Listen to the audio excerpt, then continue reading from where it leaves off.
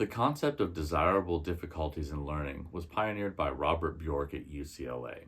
The idea is basically that students having a bit of a challenge and having to work through that challenge to get the answer is going to yield a better result, and you're going to learn more and retain it better than if you were just given the answer.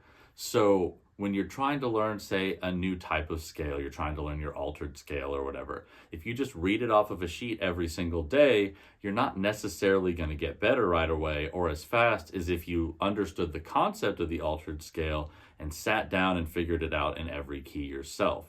Even though that may be more work up front, you're going to retain it better in the long run. Other things he talks about are ideas like spacing.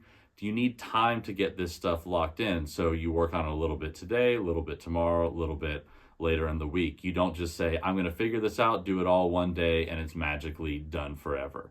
He also talks about interleaving.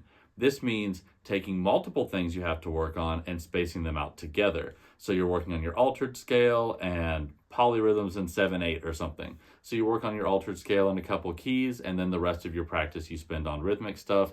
And you keep doing that day by day. And in the end, you're going to internalize all of that better.